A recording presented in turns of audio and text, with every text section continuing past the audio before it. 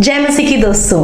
एक बार एक ढक्कन और सुराही जो होते हैं वो एक दूसरे से बात करते हैं और ढक्कन सुराही से कहता है कि जिस मिट्टी से तू बनी है उसी से मैं बना हूँ, लेकिन तू मुझे एक बूंद पानी नहीं देती है और जो भी तेरे पास ग्लास लेकर के आता है तो उसमें अपने आप की शीतलता को उंडेल देती है।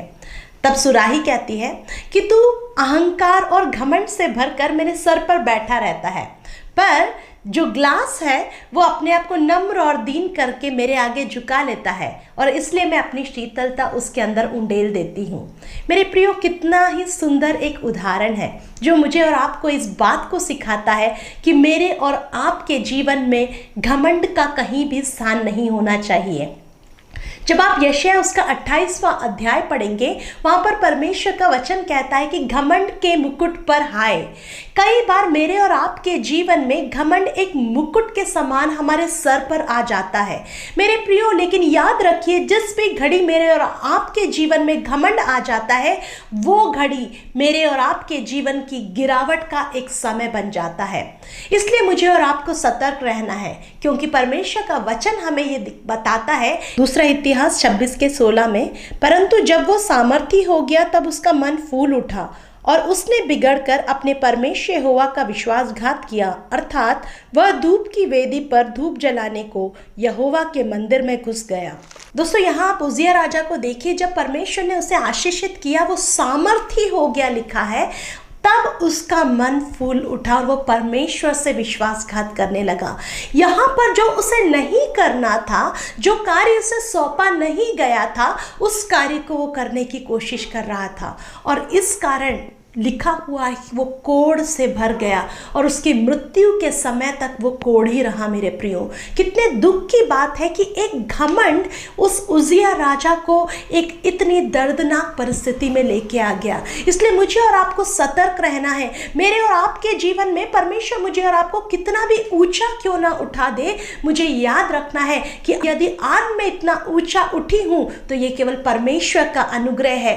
कई बार मैं और आप ये सोचते हैं कि आज जो हम हैं वो हम खुद के बल से हैं, खुद के सामर्थ्य से है, लेकिन नहीं मेरे प्रियो, मुझे और आपको याद रखना है वो परमेश्वर मुझे और आपको नीचे से ऊंचे पे ले जाने वाला परमेश्वर है। लेकिन मुझे और आपको तब भी याद रखना है कि मुझे ऊंचे पे नियुक्त करने वाला स्वयं परमेश्वर है। मैं अपने बल से नहीं, अपने सामर्थ्य से नहीं, लेकिन परमेश्वर के अनुग्रह से आज जहां हूं वो केवल परमेश्वर का अनुग्रह है। मेरे प्रियो, दाऊद को आप देखिए, एक भेड़ बकरी को चराने वाले इंसान को परमेश्वर ने इज़राइल का राजा बना दिया मेरे प्रियो, लेकिन उसके मन में कभी घमंड नहीं आया। मुझे और आपको एक ऐसा व्यक्ति बनना है जो हमेशा नम्र और दीन हो, तब परमेश्वर मुझे और आपको पसंद करेगा। दोस्तों, कई बार ऐसा हो सकता है कि मेरे और आपके जीवन में भी घमंड एक मुकुट के समान आ जाए, लेकिन परमेश्वर का वचन हमसे कहता है कि घमंड के मुकुट पर हाय।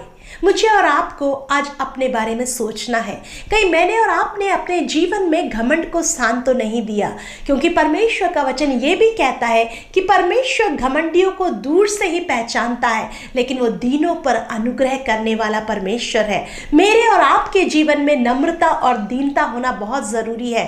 नए नियम में एक वचन इस प्रकार से कहता है कि प्रभु के सामने दीन बनो तो वो तुझे शिरोमणि बनाएगा।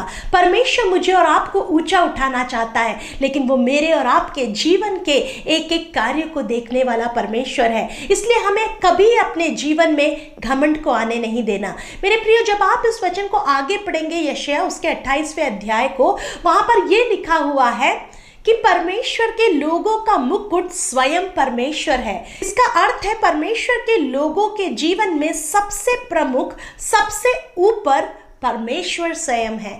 हम सब जानते हैं कि मुकुट जो है वो सर पे रखा जाता है और इसलिए परमेश्वर मेरे और आपके जीवन का वो सबसे बहुमूल्य ताज होना चाहिए, जहां पर अगर लोग हमें देखें सबसे पहले वो परमेश्वर की खूबसूरती को, परमेश्वर के स्वभाव को मुझ में और आप में देखने पाए। मेरे प्रियो, परमेश्वर का वचन आगे इस अध्याय में ये भी कहता है कि ठट्टा करना कई बार मेरे और आपके बंधन को कस देता है और अगर मैं और आप हमारे जीवन में किसी लोगों का हंसी मजाक या उसका ठट्टा कर रहे हैं, उसको नीचा दिखाने की कोशिश कर रहे हैं, मेरे प्रियो, ये मेरे और आपके जीवन के बंधन को और भी अधिक कस देता है।